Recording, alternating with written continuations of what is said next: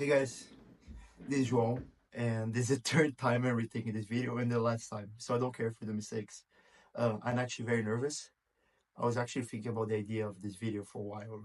I was in the gym thinking about it and trying to like formalize it and write it down, but it's really hard. Like, I don't want to talk off a script. I think I want to actually talk as the thoughts come into my mind. So if you can be patient. So what is this channel about? What is this series about? I've been trying to practice Stoicism for a while now. I'm 21. I think I've been trying to practice it for 2 years, but I found it's really, really hard. Um, First of all, every Stoic on the internet is not an actual Stoic. During Marcus Aurelius' time, if you guys know Marcus Aurelius, he was the emperor of Rome, and he was a very vivid Stoic. But he didn't tell anyone he was Stoic. He wrote for himself, and he wrote something called the Meditations, which was his daily thoughts. And he talks a lot about rhetoric. Rhetoric is basically people that they keep giving you phrases like, "Oh, live like this," but they don't actually live like that. It's like, "Oh, live with virtue, treat each other good," or like, "Live without money, don't care a lot about money," and then you basically sell the course for money, right? It's a paradox of self-help because they're not trying to actually help you; they're trying to make money off you. And I think the main character for that is Ryan Holiday. Like, he talks a lot about stoicism. He talks a lot about stoicism as a way of success, but he didn't actually use stoicism to get to his success. Like, he didn't actually use the philosophy, right? What he did was sell it as like a religion, and then because it's a religion, it sold so much. Actually, I don't know if you guys know this, but his mentor is Robert Greene. And Robert Greene is the author of 48 Laws of Power, and he's not the most moral dude. So like he probably not. He actually taught him like how to make people believe into religion. And I like Ryan Holiday because he introduced people to the philosophy, but he's not actually a Stoic. He's more of a rhetoricist, right? A rhetoric. He tries to convince people like using stories, grand stories, like, oh, if you do Stoicism, you get this, this, and this. And the second type of people that do Stoicism are people just put random quotes on the internet, or like it's very very rich people that say they use stoicism but they don't actually talk about their daily day-to-day life. And I don't think stoicism was like practiced like this during Rome. People had teachers and they live with them, right? So you saw like a teacher like Marcus Aurelius is always speaking about his role models, right? His teachers. So he was always seeing people on a day-to-day basis doing that shit, and he can get inspired by them and actually work on himself and get better. And I think what is so real about Marcus Aurelius meditations is that we see a true human. He's not perfect. He's like everyone else, and he's just trying to improve, improve, and improve. But it's hard, and I've been seeing that in my journey. Like, I can read as much stoicism as I want to read. I can try to read like I read like 75 self-help books basically last year, but it doesn't actually help because you have to actually put that in practice, and it's really really hard. So that's one of the reasons I'm doing these videos that I'll do every day, is to like actually help me put in practice what I preach, like what I read. And the other reason is for me to see these videos, because I believe stoicism and like certain techniques are a way of getting to success. And I'm going to define success later in the video, but it's a way of getting what you want. I think virtues and philosophy are heuristics, so a certain set of rules that you apply to your life to be able to think in the long term. So it's like, if you have like a very very messy mind, you cannot actually do good judgments, right, for the long term, because judgments are quick. You need to do them snap, snap, snap, and most people do them randomly. Like, I don't know, maybe maybe not, but at least I used to do them manually, right? I didn't have like a set of values that I would adhere to. And I've been reading a lot of Naval Ravikant. We'll talk more about him, but he says the virtues are a certain rules for you to live the good life. And I think that by adhering with the virtues, you can live a good life and you can get to whatever you want to get to. So this is going to be like a research, like using myself, and I'm going to try to be really vulnerable because, first of all, no one's perfect. I fail all the time, and I think that by adhering to them, by making videos about talking about my journey, it'll be easier for me. Also because of the Feynman technique, right? Feynman was a physicist, and he said when you teach something to someone or you explain it in your own words, you understand it better. Because someone that actually really understands the concept, they can like intrinsically know. Also, another reason is that like we always see these people getting success, billionaires, millionaires, and then they write their biographies after, right? But I don't know anyone that like wrote their like history as they got to it. And this is going to be like my road to where I want to get to. And my dream is like look at this like in 10 years and be like, oh yeah, I did it, and I have the whole mental path. Because it's so hard to actually like follow a certain path. Like no one can follow a path. Like when we always think other people are like perfect, right? They're like always following their goals and always follow their habits. At least I did. But if you're able to actually see someone that they struggle to their day to days, like they actually having a hard time doing it, I think it would be better to inspire people because they can be like, oh, he actually started like I started. Wait, 1 second, I need to check if it's actually recording because this was good. I like it. Okay, good. It's recording. Nice. Really nice. So yeah, I think people they're famous on the internet. They're always trying to show you the good side. Oh, I am a millionaire. Oh, I do all of this. They're giving you systems. And I read this book. I forgot the name of the dude that I'm actually reading the book from, but it's Antifragile. It's from the author of Black Swan, which is a book about randomness, how randomness control our lives, right? It's like random events control our lives, and we don't actually understand. And when you have a certain set of rules that are too strict, and they break under pressure, they're not going to work. And a lot of the rules they give you in the internet are just like that. They're like, oh yeah, they get you like that dopamine spike. Look, oh do this, do this, do this, and they're going to change your life. It's not like that. You need to have certain rules that are actually anti-fragile, which is a concept of like not only enduring like hard things, but actually getting better from hard things. One of the concepts he uses is the hydra, right? When you cut one of the hydra heads, it grows two. So I think a life like it's too complex to put in a certain uh, rules or frameworks or like do what this guy did.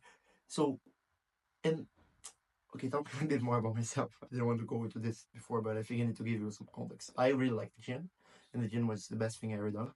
I'm pretty okay at the gym, and it's basically my love. It's a thing, my hobby, right? My main hobby apart from philosophy and reading, and I got really good at the gym. But like everyone, when they see people talking on the internet, they always say like their progress was linear or the progress was perfect. They never actually show the bad sides, like the days of binge eating, the days of like not following a diet, the days of not following training, days of feeling really shitty. And every progress, I think, I may be wrong, is like that, right? You keep failing and you keep going down. You learn from your failures and you keep getting up. And I've been trying to apply Stoicism for the last 2 years, and like I couldn't do it. It's really really hard to apply it to the day. Like I meditate, I try everything, I try, and these videos are going to be my attempt of applying them and seeing if they actually give any results. At first, I'm going to do this for 30 days, right? I'm going to start applying and reading. Now I'm going to write like a certain amount of rules, not only based on stoicism, but I think some other concepts from other books. And in each video, I'm going to explain one of them, how do I apply it to my daily life, how my daily life is important. Like, it's like basically a progress, right? Of what my goals are, of what I'm getting to. And maybe, maybe in 10 years, if I'm good enough, I'll be able to watch my progress backwards. And I think it's going to be really nice. And it's also going to motivate. And I was originally going to write this video, like, as the title was like, oh, I'm tired of failing. But, like, I don't think like, I always see myself like if you fail, you're like a failure, right? It's like so hard because everyone else is so much greater than you, and everyone else is doing this and this. But I think it's because people don't actually post the losses, so it's nice. So I don't want to start talking actually about my losses. So I do bodybuilding, right? And I wanted to do this show in 4th of May. Today is April 1, or no, it's the 31 of March. And I did a diet for 2 months. And I actually really fucked up my diet after, and I failed for like 2 weeks, and I had really bad binges, and I regained like 25 pounds, like 8 kilos in like 2 weeks, and it felt really bad. But yeah, it's part of the process, I guess. It's part like you cannot always be disciplined, and I mean, I learned a lot from it, so it's good. Right now, if I keep blaming myself, it won't work for it all. So it's better if I accept it and try to get better. And I realize what Naval says is that in life, happiness is about the difference between what you desire and where you actually are, right?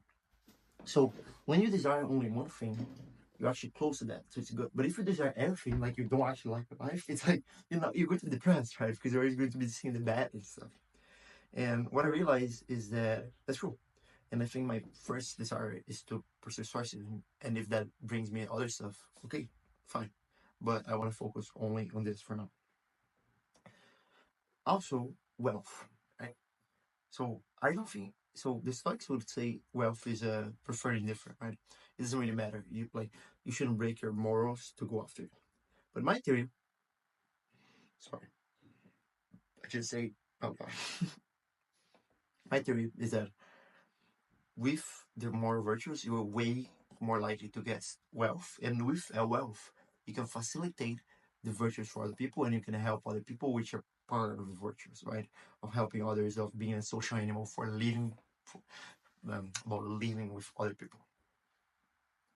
And yeah, so I think money is one easy way to say, like, you are successful. So that's how I'm going to seek being successful as, because I don't think happiness is like it goes up as you get more money, but like the money in itself is your power to change the world. Like is how I say it. First, you can help a lot of people. Second, you can be free. So also it means you're getting valued for the word. There's this idea that it's game theory, and it says about a positive sum game and a zero sum game. And the positive sum game is a game where both players win. Game theory is all about games. And technology and money is basically a positive sum game. If you think about the last 200 years, this comes from a book called The Rational Optimist, by the way, which is fucking great. I recommend it. I read it right now. It's really good. And if you look at the last 200 years, we've just been improving because we've been playing positive sum games.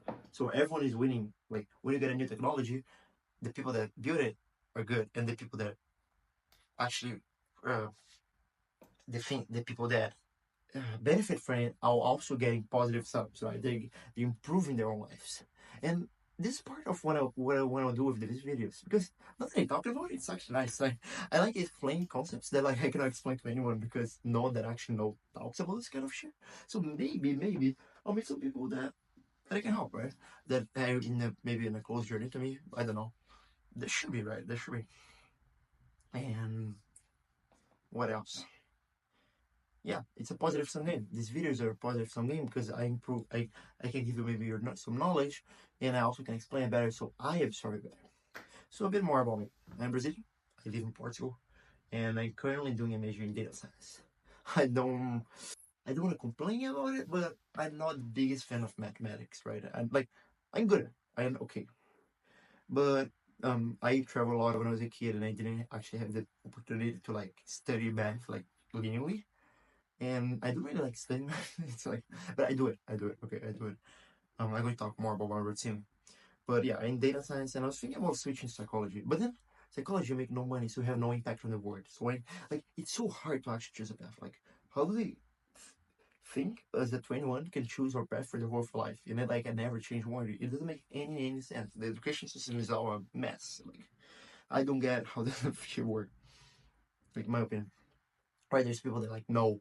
But like I don't know. What I always liked is like I think I grew up without an actual father figure, and I didn't have anything that like gave me morals or like, oh, you go this path or you go this path.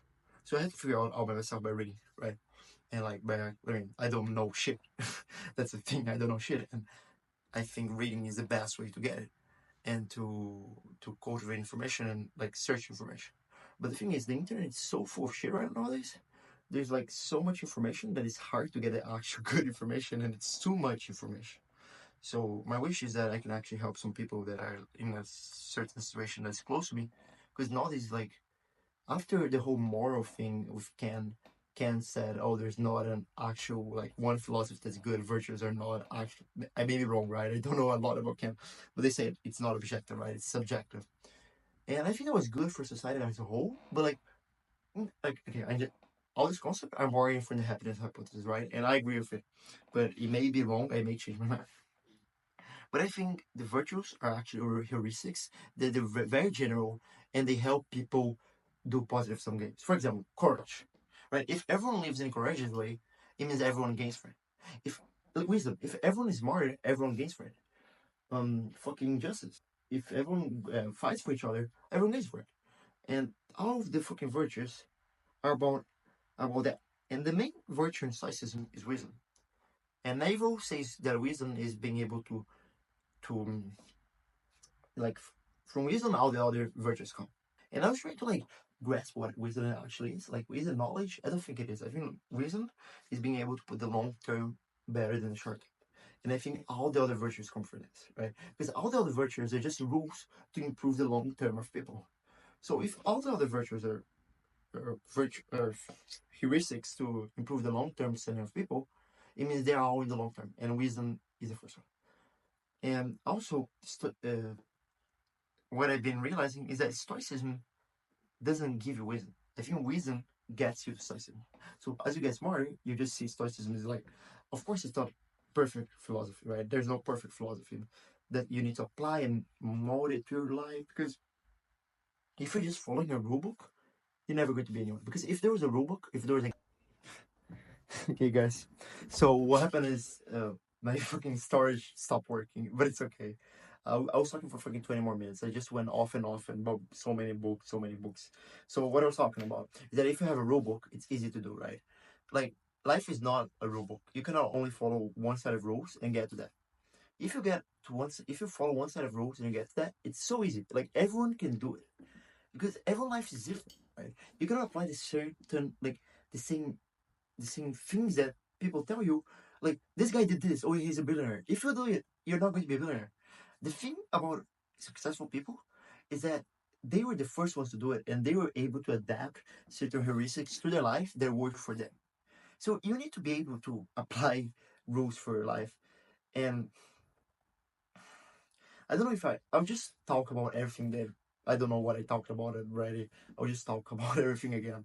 There's this book called Antifragile, and he says that the best concepts are the concepts that resist adversity, and not only resist adversity, but they triumph in adversity. So they improve in adversity, like a hydra. You cut hydra heads, and it gets some more heads. And Stoicism is one of these philosophies, because Stoicism helps you in any situation. It helps you against resilience, and you need more anti-fragile stuff. Anti-fragile, which is a concept of stuff that improves as more and more adversity comes. And all these things that these gurus tell you, all these people on the internet, they're highly, highly subjective, and most of them are not anti-fragile. Like if you follow a crazy system to get rich, and something small goes wrong, the whole system falls down because it's too tight. It needs to be able to mold your life. It needs to be able to be able to work for you. So videos like this are going to help because they're going to show you how I can adapt into my life, and maybe it can help you adapt your life. There's this there's this concept of a positive and a zero sum game in something called game theory. Game theory is this study of games, human games. A positive sum game is a game where both. Hey guys, I'm back again. Third time I lose 20 minutes of track, but it's okay. Like I was saying, anti-fragile. I really want to do this channel. I really think it's going to help. So I'm going to keep fucking recording and talking. I don't remember what I talked. I'll just improvise again.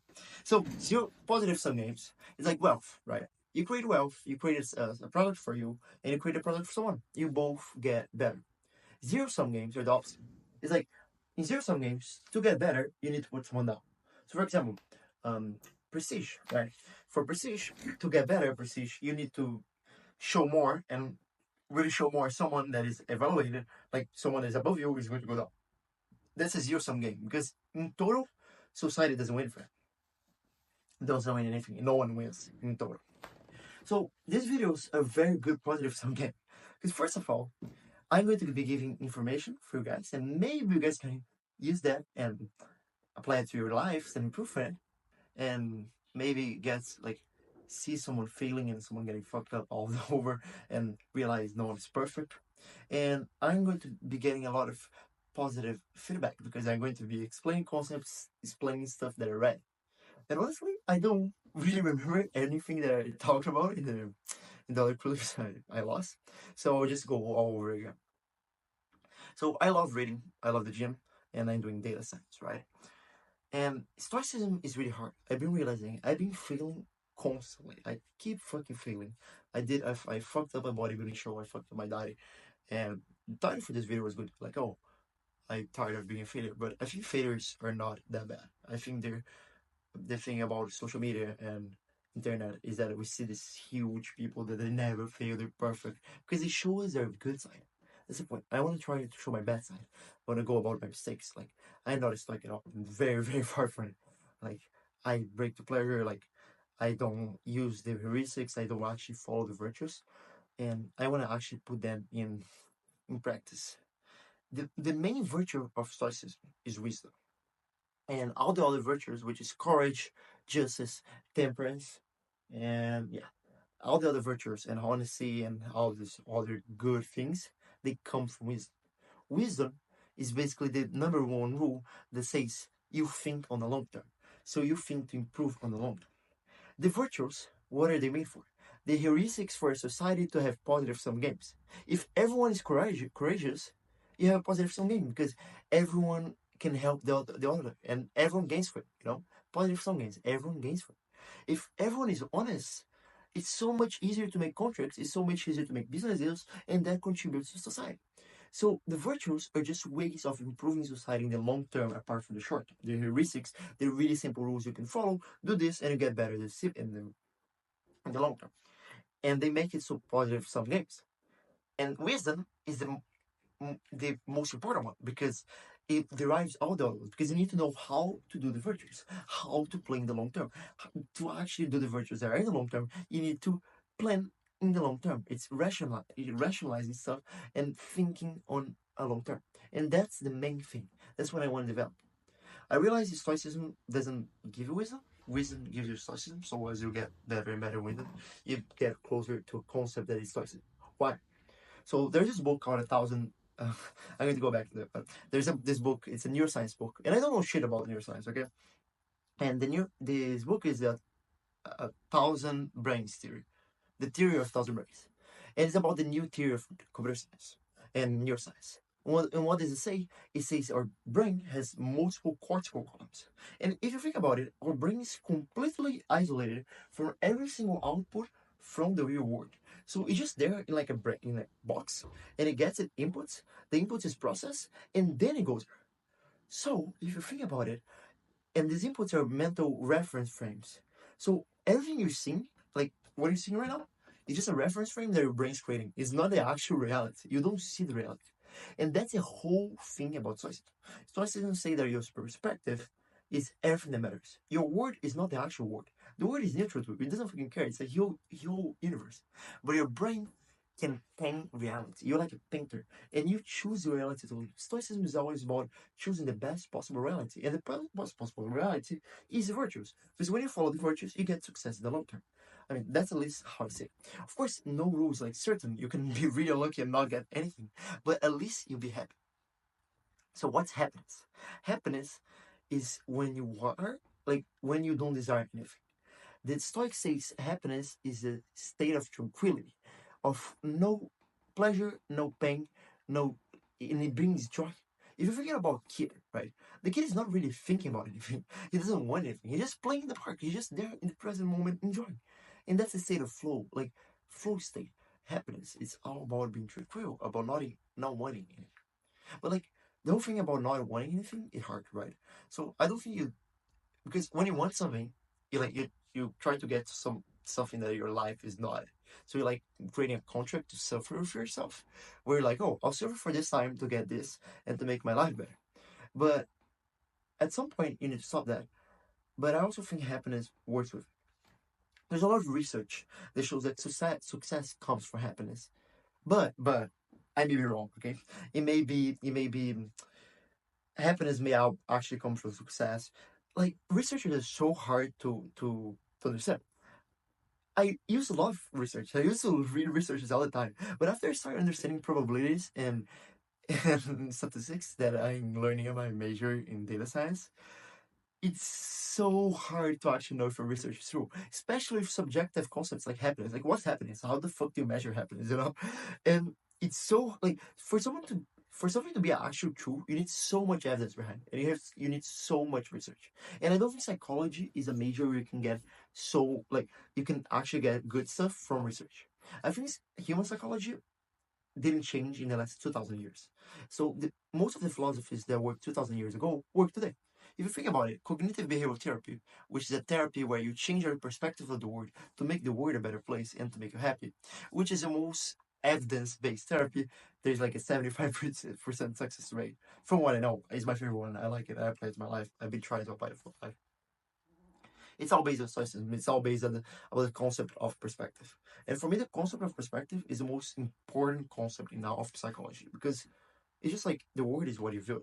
Like if you read Viktor Frank was a guy in the fucking Holocaust, and he was happy. Like he found meaning in the fucking Holocaust. Like he was in a fucking concentration camp with meaning. Like if he was in a concentration camp and he was still happy, you can be happy in the modern world where everything is so much better than ever. I've been reading this book, The Rational Optimist, right? And it says how positive some games like technology and wealth been improving steadily the lives of everyone involved. So technology, like we live so much better nowadays than we lived 200 years ago.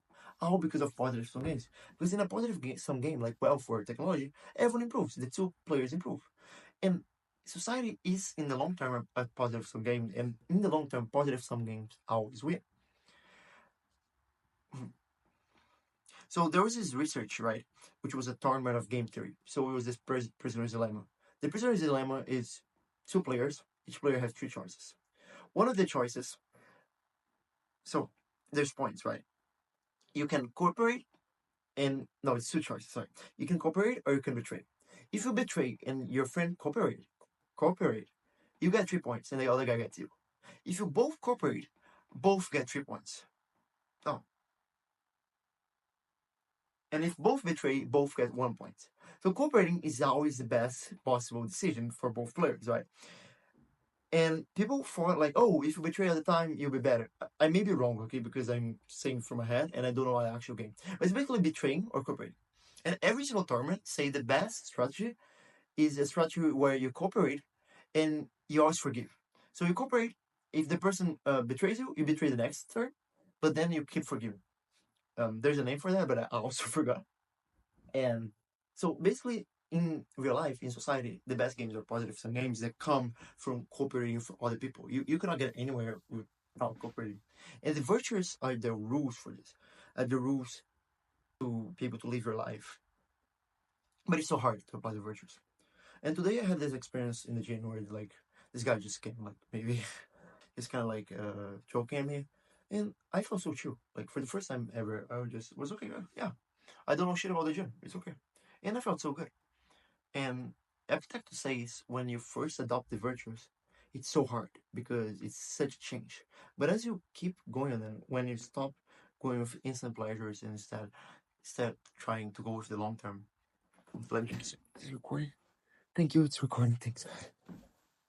You start getting happier. First of all, your self-esteem is going to rise because you're going to start trusting each other more, and you're going to have more mental space to not be criticized or like if you're following a certain kinds of rules like habits, it's not something that is blocking you, it's something that is freeing you to pursue other stuff. Because it's basically think about it as an optimization problem. You're getting a decision rules there like instead of having to think about every single decision which wastes your cognitive effort, you just have a heuristic, like a certain kind of rules that will optimize for you, that you know will be good for you in most cases.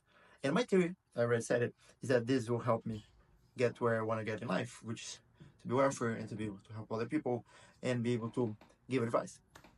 So I love psychology, right? I love philosophy, and I'm not really a big math guy. I know math is the language of the universe and I explain everything, and I love that. It's needed, right? But I traveled a lot when I was a kid, so I didn't have a lot of math. So math for me is really hard, and I'm doing data science, and it's fun. But I would love to do psychology or other. But my solution was this: I can actually read stuff, and I can actually get advice, and maybe help, and show my life, and improve, and show how I'm going to help other people. when I started my journey, I mean, I'm practically starting it now, but like 4 years ago when I actually started my self improvement journey, I wish I had like someone that I could see that they did this path and it it resulted because there was no actual guarantee. And most self help is bullshit. Most self help is like this guy, oh, this worked for me, so it worked for you. Or it's just like stuff from like all the, like, and I know because look how many fucking self help books I read. Okay, this this is virtuous. These are all the self help books I read, and most of my books are not there because I have a Kindle. Actually, if you like reading, Kindle is the best shit you can have. So, yeah, and a lot of them are useless. But I've been writing about it. I use something called an obsidian, which you can connect thoughts, you can connect ideas. And I've been looking at patterns of everything. And I think psychology is something that you cannot tell by research. Because psychology is something that always was the same. Like 2000 years ago, math was not the same, but humans were the same. So the best philosophers are the best philosophies are either the ones that are very good or the ones that tell you to like keep spreading it. You might these are memetics, right? Ideas. So, in my opinion, religion can be very positive, but a lot of religions are just telling you, like, believe in this and share it to other people. That's why they work so well. But Stoicism doesn't have that. Actually, I'm breaking out the Stoic rules right now because the Stoics say you shouldn't talk about your philosophy. But maybe talking about my philosophy will help me actually inspire myself to work more with it. I also there's this book called The Art of Impossible, which is about achieving great things and achieving the impossible, right? And they say one of the biggest ways to do what you want to do is with social pressure. So you tell all your friends, like, I'm a happy person. Then you're going to have to be a happy person because it's all your friends. And that doesn't work for me for some reason because I don't really care about what other people think. I want to, like, it's not about other people. It's about me being happy with myself because I hate fail. Like, every time I fail, it just feels so bad. And I know that if I live virtuous, I will be so much happier with myself because I don't know if there's people like me out there like but it's hard to talk about books and stuff like that because not a lot of people read as much as I do.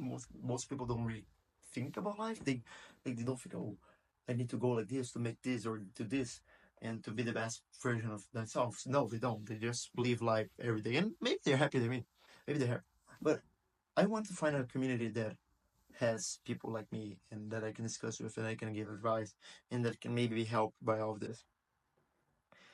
And this book, Art of Impossible, also talks about the flow state, which is also another way of happiness. The flow state is when you're playing a game or you're playing a soccer match and it's so hard, but like you're so in the game, it's like 1-1, and you need to go make it mark one goal. You're so focused that you're just there. You're tranquil. You don't think about anything else. You don't think about the past. You don't think about the past. And that for me is flow, which is also start tranquil is when you completely emerge on what you do. Like right now, I'm talking so much shit and I'm so immersed in this, and this is great. This is great. Like I can just talk like random stuff from books that I read and I love, and I can understand better because I'm talking about it. Right? It's a Feynman. Feynman was such a amazing guy. He said like the more you can connect up things and explain them in a simple way, the better. And okay, I'm going to talk a bit about philosophy and why I think this is important. I actually had talked about this before, but I forgot because I had to record, and I'm not complaining, but yeah, the battery ended and shit like that. But it's okay. So actually, it'll be better because I can conceptualize it better. So can right? Yeah. And the philosophers from the 20th century they start saying morality was subjective, right? Virtues were subjective. So everyone had to come up with their own virtues. And maybe that was good, but I think that was really bad. And I'm bringing this idea from the happiness hypothesis, so it's not my idea. But after that, you basically don't have rules to live anymore because people stop teaching virtues, which are like heuristics for you to live. And before, people used to have philosophy as way of life. Now they don't. In religion, people don't actually care about religion or way of life. It's like everyone's lost. Everyone doesn't have a path for living. Uh, uh, like I said, it's an optimization problem. If you don't have an optimization machine in your brain to make your decision easier, you're never going to be able to focus on what matters, and you're not going to be able to create something great and get flow and be in the moment because you're always going to be thinking too much, right? And that's why virtue and old philosophy is so important and so much better than this actual like new philosophy. Oh, everything's subjective. Like it actually helps. Like it's not something philosophical as fuck. Like it's not something just in theory, right? It actually helps you in the real life, day to day, to do decisions in the long term that will help you make it better. And maybe I'm wrong. Maybe I'll follow this philosophy, I'll lose all my friends, and I'll be shit. And like, I'm okay with that, honestly, because at least I'm going to be proven in a hypothesis, and I'm going to at least know I can do it. And a lot of great people were Stoics, right? So there used to be so many leaders like Seneca and Marcus Aurelius that was Stoicism, but it started vanishing, and I don't really know why. Because as Naval Ravikant say, it's a really good heuristic. But I don't think you can get Stoicism just by Stoicism. Like you first need to get wisdom and to optimize in the long term, and that'll give you Stoicism because Stoicism is the best way of optimizing in the long term.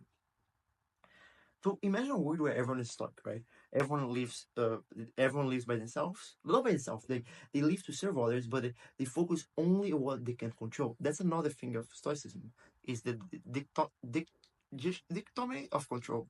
So you only focus on stuff that you actually can control, which is yourself, your actions, being disciplined, and your actions are actually what is going to change the world. Like people are like worried about like climate change, or they're worried about diseases in Africa, or they're worried about crazy ass shit, but they cannot figure out their own lives. Like they cannot figure out money, or they cannot figure out how to be happy. Like if you're gonna figure out your own your own life, you don't know how much harder the real world is. And I think by applying philosophy, you can figure out your own life. You can get money. You can start applying it to more people. You can start helping more people, help more people, and you get more feedback. You get more positive feedback. You help society as a whole. And that's my whole idea of this series. And yeah, guys, thank you so much for listening to me. I love talking with this, but I talked so much and I lost so much content. And this shows that I actually really like what I'm doing. And you know Sam Selak with the gym, right? He started doing something that no one ever done, which he just went to the gym, he showed his day, he talked about it, and everyone loved it because it's real, it's something real. And this is for me is real. Like I'm very fucked up and I just want to be better and I want to be happy, have a happier life. And I think everyone wants to be a happier life. But like no one actually knows how to live it. So what if these thoughts are right? What if philosophy is the way? And what if applying these virtues in the long term will be the way? And applying discipline. So let me talk about a bit more about my days. So I did this bodybuilding show. I was doing prep for 2 months. I lost 15, 16 kilos, and I regained it now in 2 weeks. And I felt really shitty about it, but then I accepted it as a pass, and now I'm going to get better. My birthday is in 30 days. That's why I'm doing this whole project. One of the reasons I'm doing this whole project of a Stoic April. I want to live a virtue, and I'm going to write like 60 virtues, and I'm going to put it in my paper. These virtues are going to be most from Stoicism, but also from other concepts that connect with like the antifragile concept, like the talk. And in every video, I'm going to start talking about some of these concepts, how I apply it to my daily life, and how my daily life is going. I want to eat 2,200 calories, and I want to start applying the Stoic like discomfort to your life. So if you think about it, if you eat a pot of Nutella after 3 weeks of dieting, it's so much better than you actually eat a pot of Nutella every day. Because you this hedonistic treadmill, most stuff, if you keep getting more, you just get used to it.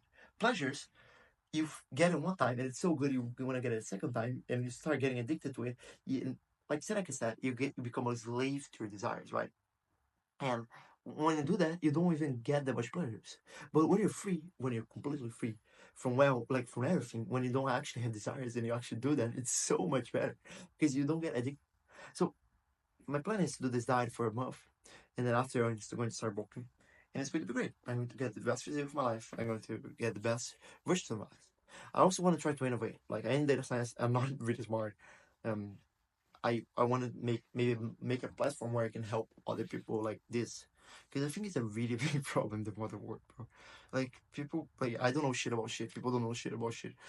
It's like, but people don't know they don't know shit. It's like Socrates said that the biggest problem was that people the double ignorance. Like you're so ignorant, you don't know what you're ignorant about. And this is also good with these videos because people can tell me what I'm ignorant about because I'm probably talking a lot of shit. Like I'm fucking 21, I don't know shit about anything. Yeah. Um. Yeah. And I'm starting today. I feel a lot. Like I feel so much, bro. Like you don't know how much I feel. Like for the past 2 years, just been me failing, and getting to the sick of regret of me not liking myself because I keep failing and I keep falling down. And I know that if I don't fail, I'll be happier. But also failure, like I think if I didn't fail that much, I wouldn't have learned that concept, you know? Mm, yeah. I think in the long term, failure is really, really good if you learn from it. And anti-fragile concept, and the anti-fragile life is one that you learn from failure and you improve from failure because it's random, right? Some stuff is just random, and some is your fault, but it's okay because if you improve for it, you get something out of it, right? Hmm. What other concepts I would like to talk about? Hmm. There's so much bias in our perspective, right? I was reading this Adam Grant book, I think again. There's so much fucking bias in our perspective, and we, like I said, double ignorance. We don't know what we don't know because of the bias. Like our brain every time think it's right. There's experiments where like people with like the brain split in half. Yeah, I know that works. Like they actually think something that was not true and they thought it was real and they kind of came out with a justification that sounded real to them, but it was not. It's fucking crazy. It's fucking crazy. Like the brain is insane how it works. It's a fucking computer with this perspective. But the thing is, we can hack this brain and we can make it bad. So it's a computer. You use optimization process to get good judgments. You need to empty it. Meditation. So let me talk about my day today. I wake up at 6:30, and my video is going to start like this. This is going to be the first video. I wake up at 6:30. I try to, but I'm going to be doing it. Meditate 20 minutes. I've been using the waking up app. It's amazing. Then I plan for my day. Um, I plan everything. I write, and I read a bit. Then I take a shower. Get ready to go to college. I take college at 1. When I go by bus. I take 30, 40 minutes, and I read a lot. And after I go to the gym, after the gym, I come back. I read a lot in the book back. I come back and I use something called obsidian where I write writing a lot, connecting ideas, a lot, getting how everything actually connects, and then I try to study for data science. But it's a hard, like this is one of the decisions that I actually don't know what to do. Like data science makes so much money and it may give me a better future in the long term. But also I know it's not my passion. I know it's not something that I'm going to be the best at. I mean, maybe I'm the one saying that, but my friends they like so know so much math. They like so good at it. For me, it's not like I don't have that intrinsic motivation. To go. For me, my intrinsic motivation is like to help other people, right? To like give advice and to try to make other people get to a point where they're happy with life. Because I think if everyone is happy, like I said, happiness maybe predicts success. But if you think about it, it makes sense. If you're happier, you have more mental clarity. You can think better. You can make better judgments. And there's this culture of hard work where everyone's like work hard, and I used to do that, but it doesn't work. Like in the gym, what works is when you rest 4 minutes between sets, and you go and you do really good sets with really good rest, right? So what if life is like that? Like you need to find what you get you the best bang for a buck, and just do that and rest most of the time and be happy. Because when you're happy, you can actually find that, follow your own decision, and be clear minded. So I don't know if I should say in data science because I'm already there for like 2 years, right? But yeah, psychology it doesn't really bring me.